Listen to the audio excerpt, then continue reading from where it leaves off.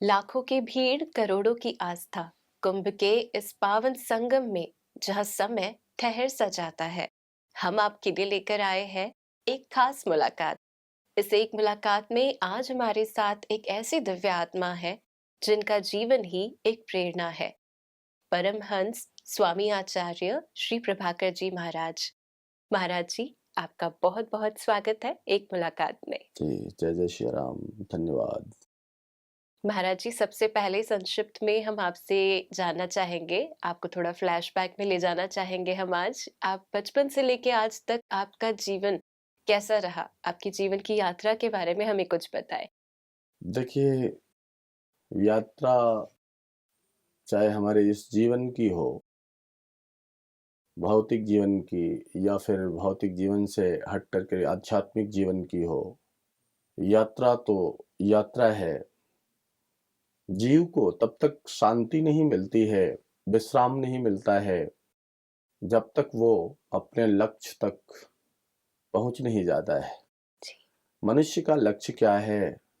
परमात्मा की प्राप्ति करना, ईश्वर की प्राप्ति करना ही मनुष्य का एकमात्र लक्ष्य होना चाहिए, जी, अन्यत्र और कुछ भी नहीं है। ईश्वर ने ये साधन दिया हुआ है, ये जो शरीर है, ये साधन मात्र है, इससे हम अपनी दूरी को कम कर सकते हैं। कहाँ की दूरी? हमारी जो यात्रा है मंगल यात्रा को हम बहुत कम समय में पूरा कर सकते हैं। लेकिन जब हम इस बात को समझ जाएं कि हमारा जीवन किस लिए है, इसका उद्देश्य क्या है, लक्ष्य की प्राप्ति करना ही उसका उद्देश्य है, ईश्वर की प्राप्ति करना ही इसका उद्देश्य है, दूसरा और कोई उद्देश्य नहीं है। परमात्मा में एकाकार हो जाना ही इसका उद्देश्य है। तो जो यात्राएं होती हैं, एक तो भौतिक यात्रा और दूसरी आध्यात्मिक यात्रा। हम जहाँ इसको बोलते हैं कि भौतिक यात्रा में बड़े सुख साधन जो हमने जो बनाए हैं, हुँ, हम उसका सुख भोग करते हैं। जी, जैसे कार हो गई, एसी हो गया, दुनिया की जो भी हमें चकाचौंध करने वाली हैं, जी, ये कह लीजिए कि अशांति देने वाली जो भी चीज़ें, वस्तुएँ हैं, जी, और जो शांति देने वाली वस्तु है, वह हमारे भीतर है। और भीतर में जो है, वह जिसने अपनी खोज को, अपनी यात्रा को पूरी कर लिया है, उसे कहीं जाने की, कहीं आने की कोई आवश्यकता नहीं होती है। वो शांति वही महसूस कर रहा है, भौतिक सुख साधन उसके लिए कुछ भी मायने नहीं रखता है। जी। वो आध्यात्मिक साधन चूँकि उसके पास, उसके हृदय में विद्यमान है, इसलिए वो अपने आध्यात्मिक गुरु को, आध्यात्मिक ईश्वर को अपने हृदय में बैठा करके और अपनी यात्रा को पूरी कर चुका है। इसलिए वो आनंद की महसूस किसी भी अवस्था, किसी भी काल और किसी भी समय में कर रहा है। महाराज जी, आपने बहुत गहरी बात को यहाँ सामने रखा कि सार और असार, इसमें हम अंतर कैसे जानें? आज का मनुष्य इस भाग-दौड़ की दुनिया में इतना अस्त-व्यस्त है कि वो इसको परख ही नहीं पाता कि क्या सार है और क्या असार है, क्या रियल है और क्या अनरियल है। तो उसके लिए आप कुछ विचार रखिए अपने। देखिए, सार, ये अभी मैंने इसी में सब उत्तर दे दिए हैं कि सार जो है, वो भौतिक वस्तुओं में सार हमें नहीं जी, मिलता है, हमें जी, आध्यात्मिक वस्तुओं में ही सार प्रतीत होता है। जी, जो कुछ सार है वो आपके भीतर है, बाहर कुछ भी नहीं है। जी, बाहर जो दिखता है वो सार नहीं है, जी, वो एक माया का चकाचौंध है, जी, मायावी दुनिया की एक सत्ता है। जी, और लेकिन ये भीतर जो हमारी सत्ता है, वो आध्यात्मिक दुनिया की वो सत्ता है, जी, और वो वही सार है, जी। अन्यत्र कुछ सार नहीं है। और महाराज जी, इसीलिए कई लोग अचीव तो बहुत कुछ कर लेते हैं संसार में जो उन्हें पाना होता है, पर अंदर में कहीं न कहीं वो एक खालीपन रहता है और फिर वो अपने आप से पूछते हैं कि हमारे जीवन का उद्देश्य क्या था? आखिरकार सब कुछ करने के बाद वो आप जैसे महात्माओं की शरण में आते हैं और पूछते हैं कि हमारे जीवन का ध्येय क्या है? वो हमें बताएँ। ये एक बहुत ही इल्यूशन है आज संसार में हम देखते हैं। तो महाराज जी, जानता तो हर व्यक्ति है कि क्या सही है क्या गलत है, अंतर विवेक उसे प्रतिपल बताता रहता है, पर वो उसकी आवाज सुन नहीं पाता क्योंकि संसार में ये प्रलोभन इतने हैं, इतने डिस्ट्रैक्शंस है कि वो उसे इजीली पुल कर देते हैं। और ये अध्यात्म का जो रास्ता है वो कहीं ना कहीं बड़ा ही त्याग वाला, बड़ा ही कठिन रास्ता प्रतीत होता है। तो ऐसे में एक चॉइस को, अपनी अंतर विवेक की आवाज को, अंतरात्मा की आवाज को कैसे सुना जाए? ये सही और गलत का जो निर्णय होता है, एक बस दो ही वस्तुएं हैं यहाँ पर, एक असत्य और एक सत्य। जी। एक असत्य है और एक सत्य है, जी। एक सही है और एक गलत है। तो जो आपकी अंतरात्मा जिसे स्वीकार कर ले जिस कार्य को, जी। उसे तो आप सही मान लो। जी। और जिसे अंतरात्मा स्वीकार न करे, उसमें निर्णय न कर हुँ। पाने की क्षमता ना हो, द्वंद जी, हो, जी, जी। वो द्वंद से ओतप्रोत हो, कोई भी कार्य करने के पहले जो है द्वंद होता है हृदय जी, में। जी, और जिसमें द्वंद नहीं होता है वो अकाट्य है, वो वही सत्य है।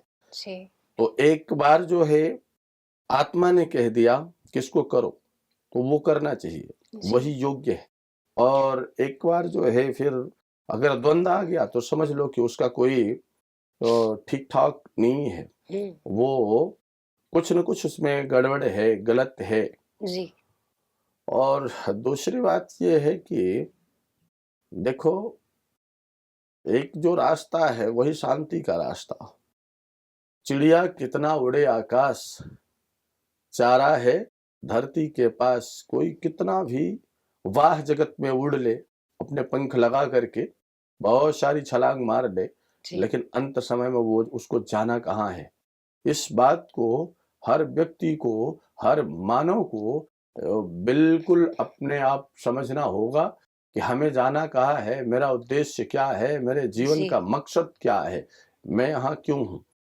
तो इस बात पर विकेश और आपने कहा कि बड़ा कठिन मार्ग है ये, जो तप का मार्ग है, जो स्वाध्याय का जो मार्ग है, जी। जो प्रेम मार्ग है, इसको हम प्रेम मार्ग भी कहते हैं। जी, जी, आध्यात्मिक मार्ग को ही प्रेम मार्ग कहा जाता है। जी। तो कहा ये जो प्रेम मार्ग है, ये आवत एहि सर अति कठिनाई, और राम कृपा बिनु आए न जाई।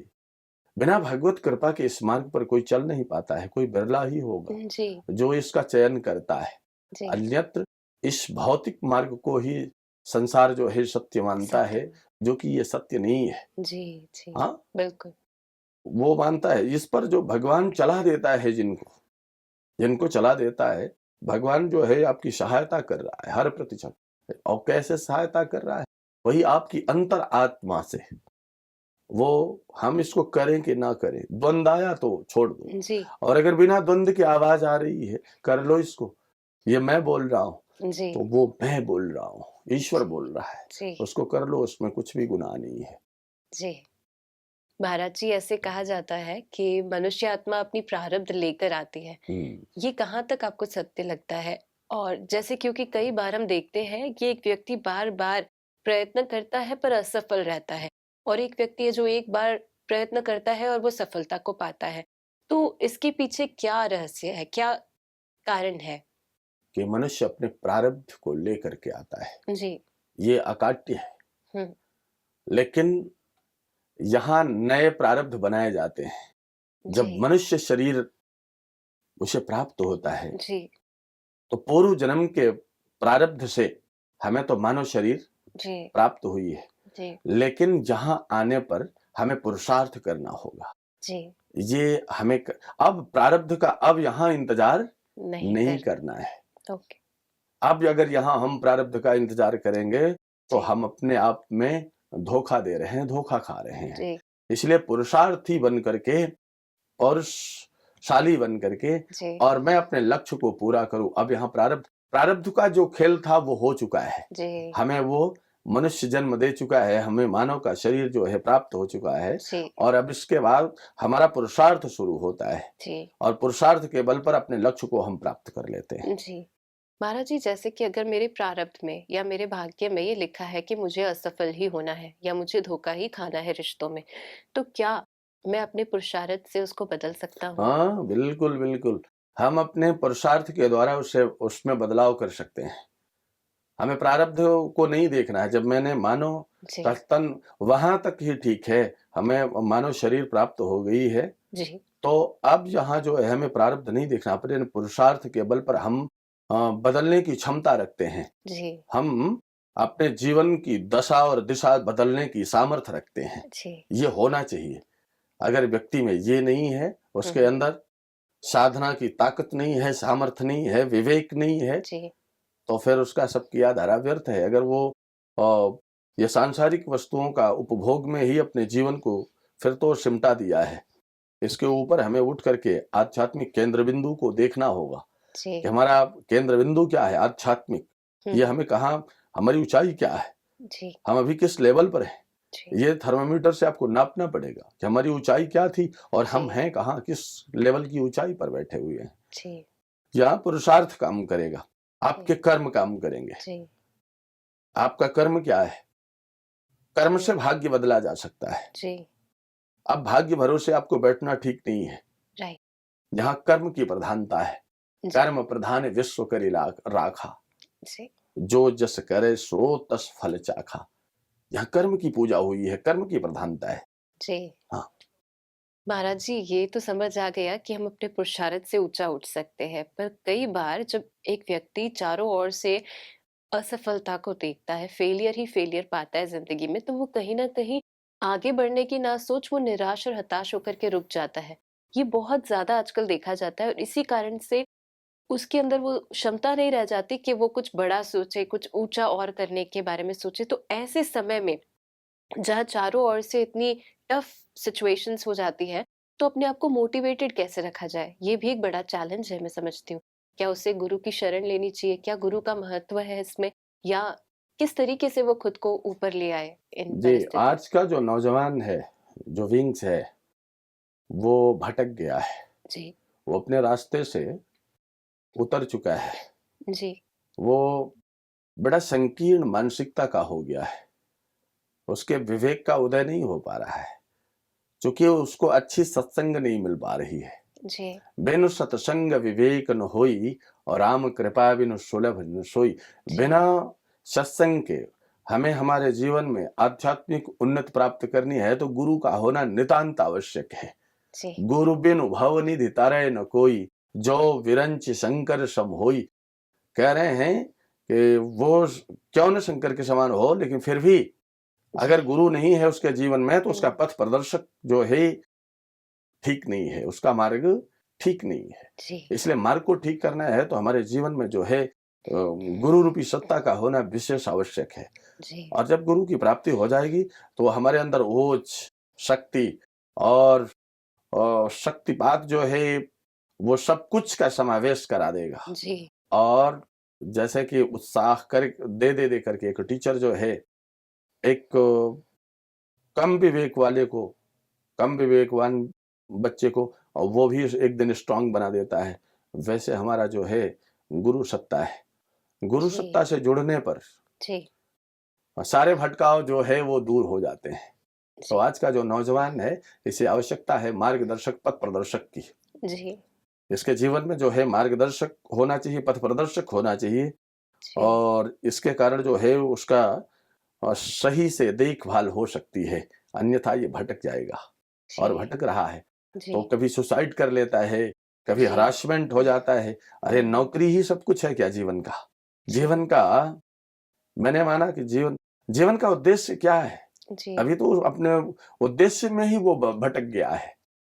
उद्देश्य में ही वो राइट, भटक राइट, गया है। बिल्कुल गुरुजी, तो उसका उद्देश्य क्या है? जी, उद्देश्य है ईश्वर की प्राप्ति करना, हुँ, आत्म शांति को प्राप्त करना। जी, उसका उद्देश्य ये होना चाहिए। लेकिन वो तो कहीं सीमित हो गया है। नौकरी, भोग, विलास, विषय, इन्हीं में लग जी, कर के जो है अपने आप को हुँ, क्षीण करता चला जा रहा है।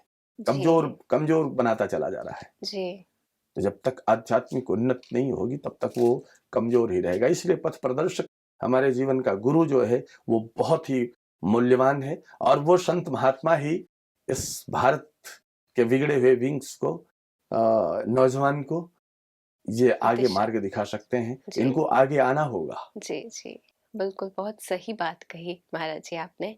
साथ में एक और एक कन्फ्यूज़न रहता है, इल्यूज़न कहेंगे कि आजकल यूथ को ये लगता है कि अगर 30-35 यहाँ तक कि 40 की उम्र तक अगर वो किसी को देखते हैं, अध्यात्म के रास्ते पर चलते, तो उन्हें लगता है कि ये आपका राइट समय नहीं है। अभी आप इतना जल्दी क्यों इस जगह जा रहे हैं, इस रास्ते जा रहे हैं? अभी तो आपको बहुत कुछ करना चाहिए अपने लिए। वो जो उस रास्ते पर चल रहा है संतुष्टता से, वो उसको भी अपनी ओर लेने की कोशिश करते हैं। तो ये एक भ्रम है कि जब तक आप 40, 45, 50 की उम्र तक नहीं आते, तब तक आपको अध्यात्म की ओर नहीं आगे बढ़ना चाहिए। आप इस बात को कहाँ तक मानते हैं? नहीं, देखिए ये बिल्कुल गलत है। और ध्रुव जी महाराज ने भक्ति को पाना हुआ तो 7 वर्ष में प्राप्त कर लिए, उनकी आयु जो है, और प्रहलाद जी ने 5 वर्ष में प्राप्त कर लिया। जी, तो मैं तो बार-बार सत्संग में कहा करता हूँ कि अगर जिसको भक्ति चाहिए, तो वो उसका समय है बचपन। जी, उसका जी, 5 जी, वर्ष, 7 वर्ष, 10 वर्ष, 12 वर्ष, इसमें भक्ति को प्राप्त कर लो। ये जी, भक्ति का समय है। जी। और अर्थात इसी समय अगर वो लग जाएगा, तभी उसका उद्धार होगा, उसका हुँ, कल्याण तभी उस जीव का हो पाएगा। और चौथेपन कानन नृप जाहि, चौथापन तो जो है संन्यास का होता है। चौथेपन में तो संन्यास हो ही जाता है, जी, जी। कोई करे ना करे। हुँ, उसकी विषय भोग से जो है भोग की जो लिप्सा होती है वो बहुत कमजोर हो जाती है, इंद्रियां उसकी शिथिल हो जाती हैं। जी, तो संन्यास में तो वो पहुंच ही गया है, वो जी, करे या ना करे, माने जी, या ना माने। जी, जी, कोई मन से मानता नहीं कि मैं अभी बूढ़ा हो गया हूं, मैं चौथापन मेरा आ गया है, बाल उसके सफेद हो गए, जी, उसके दांत जो है वो टूट गए, आंख से धुंध दिखाई देना शुरू हो गया। जी, तो जी, उसने एक सब्स्टिट्यूट उसका धारण किया है कि आंख से कम दिखाई देगा तो मोटे ग्लास का चश्मा पहन रखेंगे। जी, आंख बाल अगर जो है सफेद हो गए तो उसमें हमने वो काला कर लेंगे उसको, जी, है, तो उसको ढकना चाहता है। जी, ये जी, जो परत, जो बिल्कुल। ढकने वाली जो प्रथा चल गई है, अपने जी, आप को न दिखाना, ये जी, सबसे बड़ा अपराध है, सबसे बड़ा दोष है बिल्कुल, बिल्कुल। कि हम अपने आप को स्वीकार ही नहीं कर पा रहे हैं, राइट। मान नहीं पा रहे हैं जी, कि जी, हम चौथेपन में हमारा प्रवेश हो गया। तो जी, चौथेपन का कोई बहुत बड़ी बात नहीं है, वो तो चौथेपन, वो तो हमारा समय ही करा देता है। जी, अगर जो इस उम्र में अपने आप को भगवान को समर्पित कर दे, समर्पण कर दे, जी, बालपन में या युवापन में, तो श्रेष्ठ है, उज्जवल है, उसकी कांति, उसका प्रकाश चारों तरफ फैल जाएगा। जी, वो तो भगवान को अतिशय प्रिय है। जी। महाराज जी से कहा भी तो जाता है ना कि ईश्वर को हम के फूल नहीं अर्पण करते, जी, हम जो फ्रेश फ्लावर्स होते हैं हाँ, वही देते हैं। वो देते हैं। तो हमारा जो युवा काल है वही तो हमारा वही सबसे वही वही श्रेष्ठ मूल है। ऊर्जा वाला हाँ, है। जी, उसको अर्पण करना उसे चाहिए। अर्पित करना। जी, जी, बाल्यपन के बाद जो है युवावस्था। जी, मैं भी बार-बार सत्संग में कहता हूँ कि अगर भक्ति, ज्ञान, वैराग्य चाहिए, तो आप इस समय में प्राप्त कर लो। जी, जी, और अन्यथा जब बच्चे जो है डाँट करके घर से निकाल देंगे, जी, तब तो जय जय राम जी की, जय जय सिया राम, जय जय सिया राम, दरवाजे-दरवाजे करना शुरू कर ही दोगे। बिल्कुल, तो बिल्कुल। उसका कोई औचित्य नहीं है। Right, right. जी, समय को पकड़ो, जी, समय ये पुनः नहीं आएगा। जी। महाराज जी, जैसे आज आपका ब्रह्मा कुमारी इसके परिसर में आना हुआ, अ, आपको यहाँ आकर के कैसा लग रहा है? इसके बारे में कुछ बताइए। नहीं, अभी तो हमें बहुत ज़्यादा हमारी जान-पहचान ब्रह्म कुमारीज़ के संस्थान से नहीं था, जी, जी, लेकिन आप लोग गए हमारे पास में, अच्छा लगा। अपने जो धर्म के प्रचार के लिए जो भी सामग्रियाँ आपने, सामग्रियों के माध्यम माध्यम से या भौतिक सुख साधनों के माध्यम से जो कुछ भी आप लोग दिखा रहे हैं, जी, अच्छा है, जी, सुंदर है, जी, जागरूक करने का एक माध्यम है, तो ये बहुत अच्छी बात है। जी। महाराज जी, आपने अपना अमूल्य समय हमें दिया। आज अपने गहरे अनुभवों को जीवन के हमारे साथ साझा किया, उसके लिए बहुत-बहुत धन्यवाद। जय जय श्री राम। शुक्रिया। दोस्तों, आज की मुलाकात से हमने ये जाना कि आध्यात्मिकता के मार्ग पर चलने की कोई उम्र नहीं होती। जैसे एक छोटा सा बीज होता है, उसमें सारा पेड़ समाया होता है। वैसे ही जब हम हमारे बचपन में हमें आध्यात्मिकता की नींव डाली जाती है, तो उससे हमारे सारे जीवन में हमें मार्गदर्शन मिलता रहता है। तो आइए हम भी अपने बच्चों के दिलों में प्रेम का, करुणा का और अच्छे विचारों के बीज बोए, ताकि वे एक खुशहाल और सार्थक जीवन जी पाए। इस पॉजिटिव मैसेज के साथ दीजिए हमें विदाई। फिर मिलेंगे एक मुलाकात में। नमस्कार।